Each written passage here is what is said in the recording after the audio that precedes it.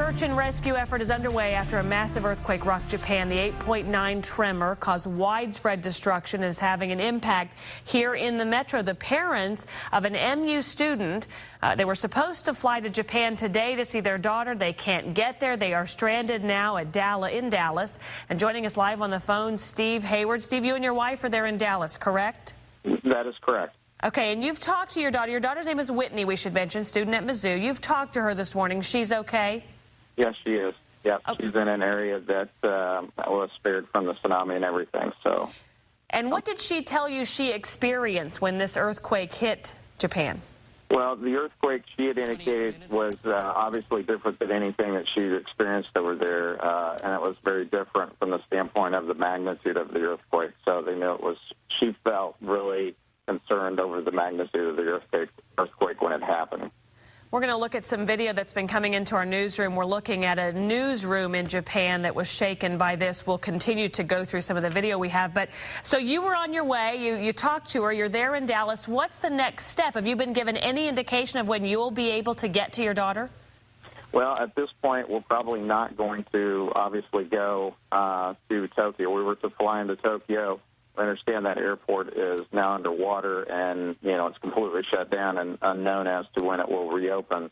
So obviously our plans are going to change and probably cancel that trip just, due to the, issues that they have there in Japan at this time. We were watching the water rush over, and so you're being told there that the airport in Tokyo is underwater from that tsunami? Well, I don't know if it was from the tsunami, but where it's situated, it's near water, so sure. It is covered at this point in time from what we're hearing from the airlines that we're dealing with. So tell me, as a parent, how stressful this is to know your daughter is there and you are here and you obviously want to be with her, whether she comes home or you get there. Tell me just what that's like to watch all this on TV and know your daughter's there.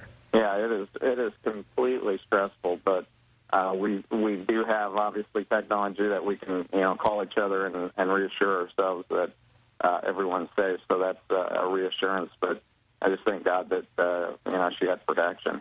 And any problem, are you using cell phones to call her? Any problem with coverage? Sometimes, the masses try to call when there's a tragedy, and so that can be affected. Have you had any problems connecting with her?